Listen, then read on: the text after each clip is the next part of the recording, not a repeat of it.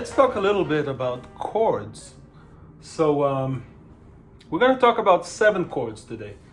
One thing that I would say is that if you have not yet worked on triads, I really highly recommend working on triads before you start working on 7 chords. I know that that's not the traditional way things go normally, but I really recommend doing that. I have some material online, my music masterclass video on triads. There's a lot of other material on triads that you can check out. But after you really become more familiar with triads, I would recommend start working on 7 chords. So let's talk about 7 chords. Do, mi, sol, si. Right? That's a major 7 chord in a root position. So let's try to invert it. Let's try to find the inversions. So that's the first inversion.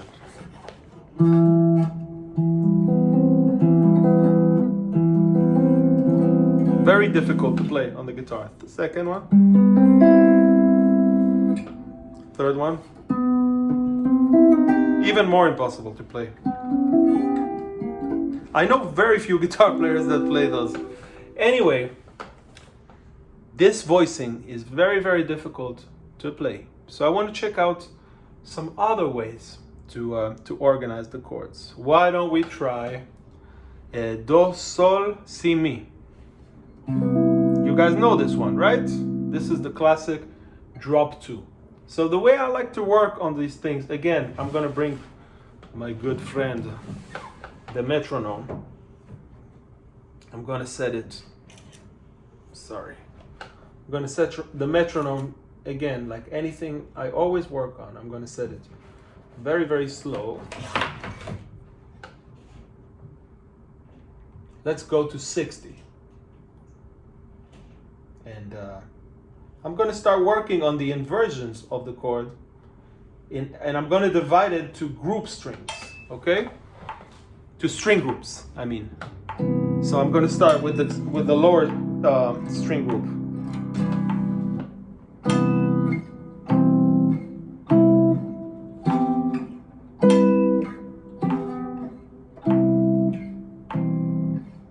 Some of you may already know this.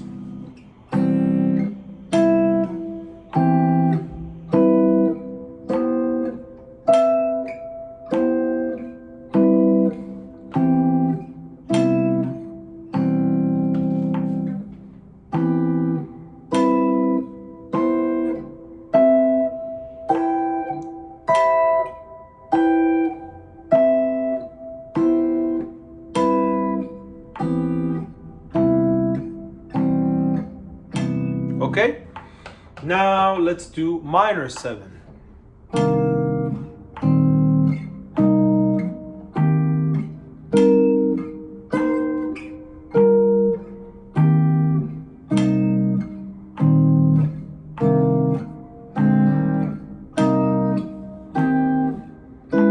Sorry.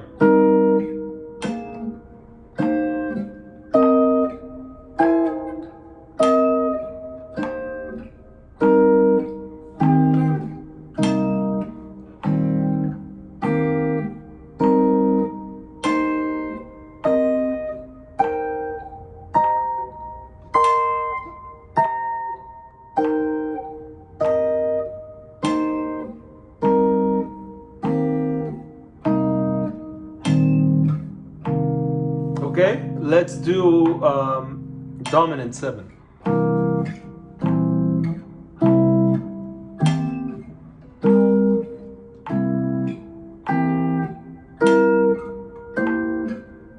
I do recommend doing them up and down the neck, just to make sure that, you know, they're cool.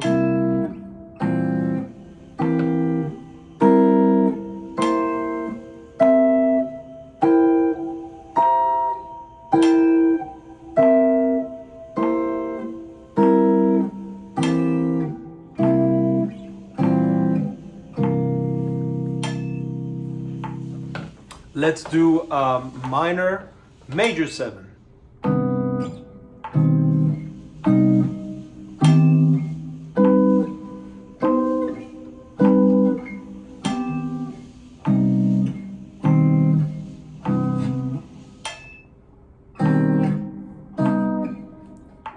This one is hard, but it's doable.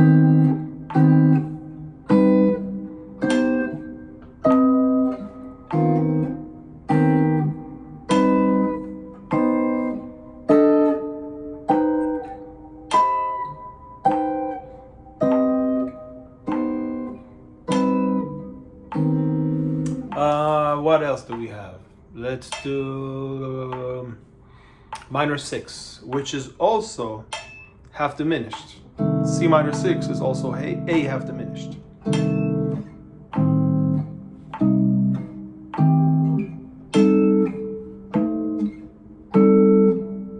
Sorry.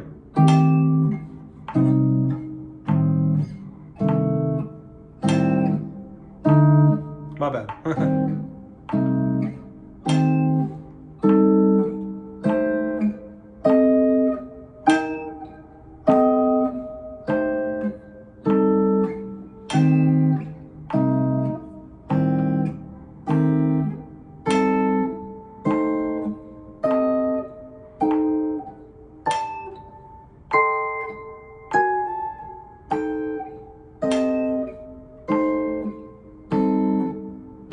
Okay. Now let's just I mean, you have sus, you have diminished 7. Make sure you know all of them. But then I also challenge you to start using some tensions also. That could be really, really cool. So let's take the major 7 one that we started with, and let's do like, why don't we raise the 5th? So it's gonna be like this.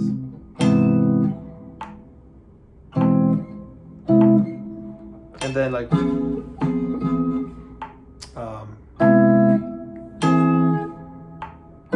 I need to work on that myself.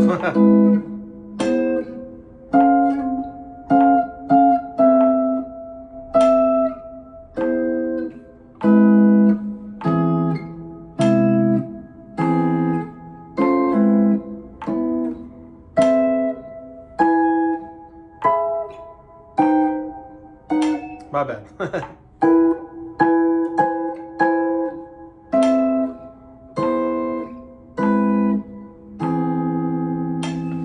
Okay, now let's do the same thing, but let's lower the 5th, okay? So here's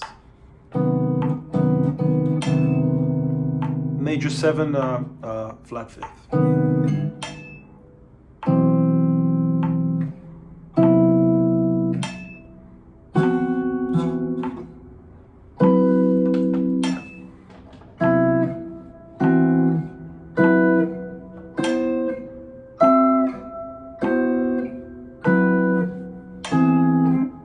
Now I'm combining between the both of them. Some of those are a little challenging to play.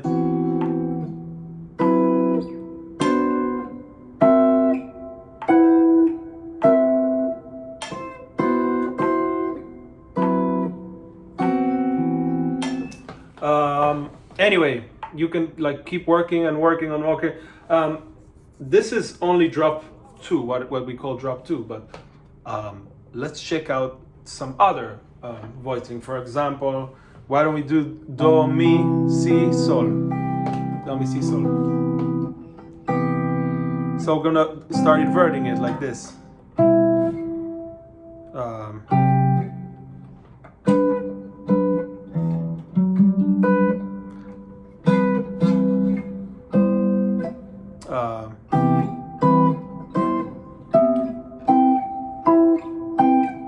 It's really beautiful. Minor.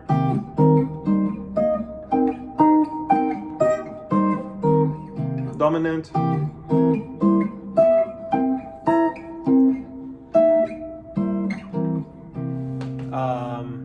So each one of those is beautiful, but you also want to make sure that you work on them in all the different keys. I think since it's a lot of information and a lot of chords and a lot of new shapes, what I suggest is like every day that you work on it, pick a different tonal center, like a different key, every day. So today I'm going to play all these chords in G, tomorrow I'm going to play them in C and whatever, you know? But make sure you don't deprive any keys. Make sure you practice all the keys equally. That's really, really important thing to do. Okay? So the next step after you do all that, I always, in any subject, technical subject in music that I work on, I always like to ask myself, okay, so how does this come into my real playing?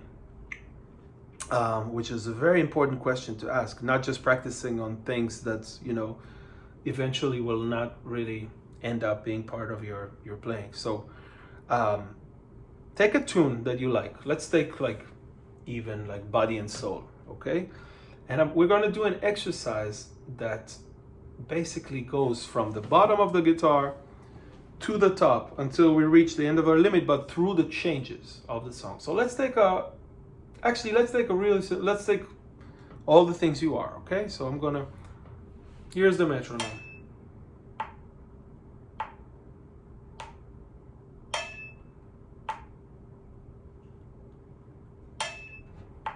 So I'm doing something like this. I'm going to sing the melody, and I'm going to start playing the chords from bottom to top.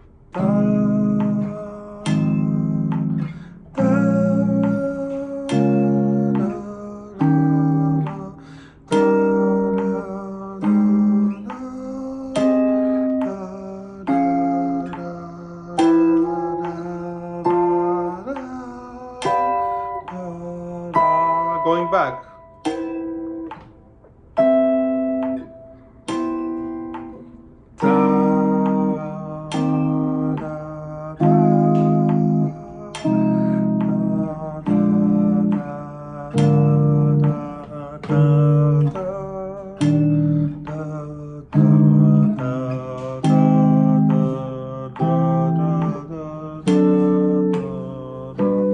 So do you understand what I'm doing here? Basically, I'm using a principle called voice leading. What is voice leading? Voice leading is basically when we go from one chord to another, we're trying to use the least amount of movement in between the voices. Which means, like, let's play a D in drop 2. Let's do in drop 2. Let's try to find how can we voice a 2-5. So we're gonna D minor, G7, C major 7. Everything, some of the voices don't even move, and some of them move very, very little. Next inversion will be, or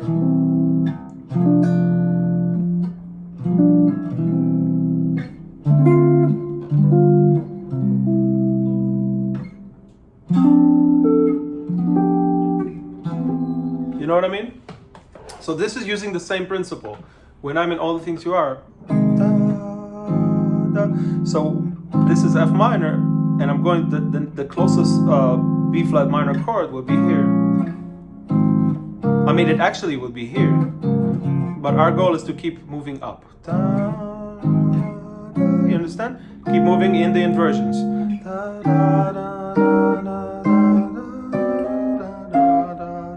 With the changing chord.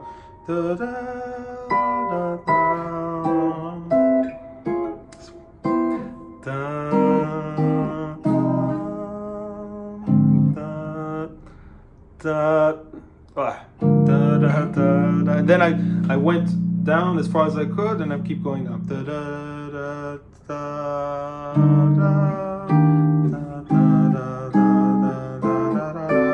But the rule is you have to keep going up and down. And then, if you're feeling really comfortable, you can really challenge yourself and like say, okay, now all the minor chords are going to be major minor, major 7 minor, and all the dominant chords are going to be with a sharp 5th. So that's going to be a little more challenging. See? I'm messing it up.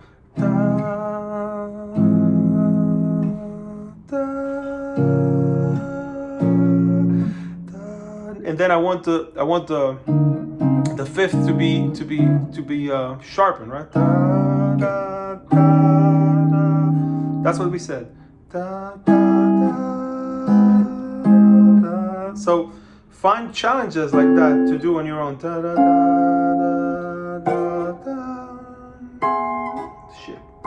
Anyway, so like every time you can say, okay, every minor chord is going to be minor 6 or something like that, you know. Always challenge yourself, and then try when you're actually on a gig or in a session or in a rehearsal, try to find ways to use those shapes and those chords in your playing. I hope that helps.